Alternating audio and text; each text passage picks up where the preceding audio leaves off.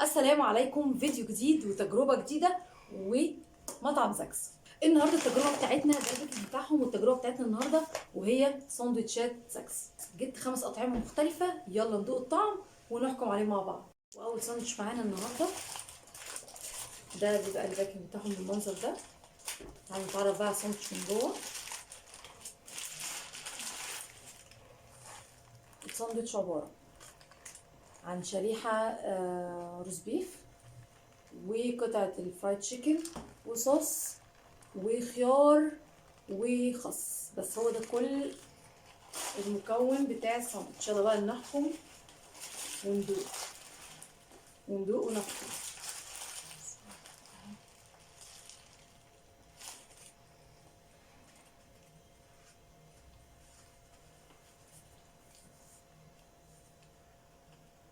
الصوص اللي فوق سبايسي، بس البانيه محتفظ بالبريدنج بتاعه،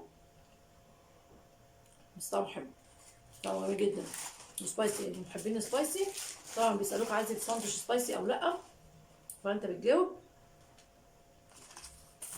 الساندوتش حلو قوي، 9/10. ودي الفرايز اللي نازله اللي جايه مع الساندوتشات. هي طبعا مش سخنه وعايزه تتبل شويه، 5/10.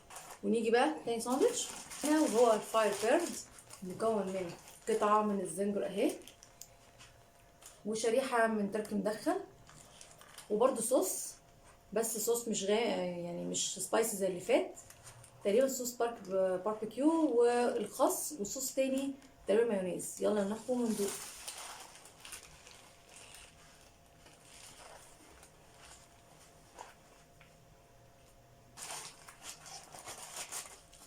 طعمه حلو قوي. الصوص مايونيز زي ما انا قلت لكم، والصوص التاني باربيكيو.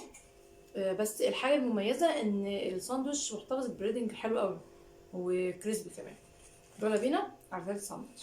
تالت ساندوتش، بس قبل ما ناخد تالت ساندوتش مع بعض، هو مديني باكت صغير من الكاتشب، ومديني كمان الجلافز ده بالشكل بتاعه. لحد دلوقتي مفيش اي صوص جبنه في اي ساندوتش. وتالت ساندوتش معانا وساندوتش زرانشا،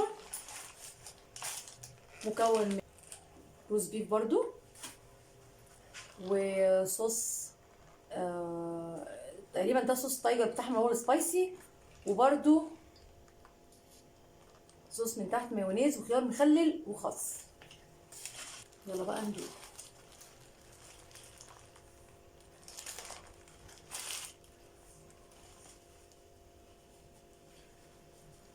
صوص التايجر برضو سبايسي، بيخليك تقدر اول مره ما تحسش بالطعم، بس برضو محتفظ بالبريدنج بتاعهم بصراحه.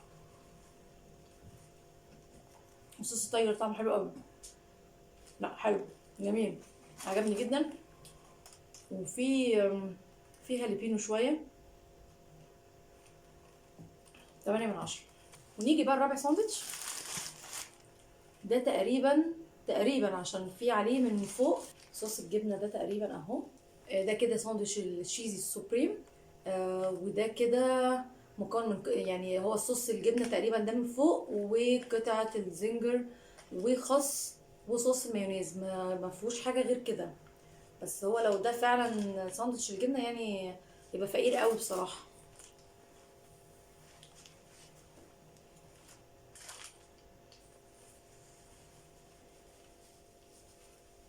بعيد قوي، كان عايز صوص زياده، مش مديني الطعم القوي بتاع الجبنه اللي انا كنت معتقده ان هو يكون موجود. 7/10. ونيجي بقى لاخر ساندوتش معانا، وهو ساندوتش وده بقى فاير بيرد، بس حبيت ان انا اجيبه من غير الصوص التايجر اللي قلت لكم عليه عشان اشوف الطعم بتاعه عامل ازاي. برضو روز بيف وصوص من فوق، صوص الرانش وخيار، وبرضو شويه من الخس.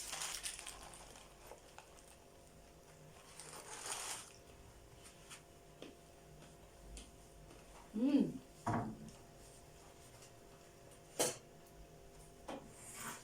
اول ملحوظه ان بصراحه البريدنج حلو قوي. مع الاكل بارد مش سخن قوي. تاني حاجه صوص التايجر بيخليني عشان هو سبايسي، فبيخليني مش حاسه بطعم الحاجه قوي، بيديني الطعم الحراق ده، فبيوديني في حته تانية. لكن ده انا كان عندي وجهه نظر لما طلبت واحد بصوص التايجر وواحد لا. هنا صوص الرانش طعمه باين جدا، طعمه حلو قوي، وبجد الساندوتش ده 9 من 10.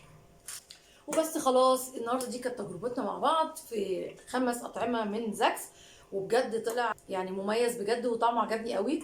تجربة كانت لذيذة. واللي انا عرفته كمان ان انا حبيت اقوله لكم السعر بتاعه، كل ساندوتش من دول ب 70 جنيه. شايفه ان طعمه مميز والحجم كمان مميز، وبجد عجبني جدا.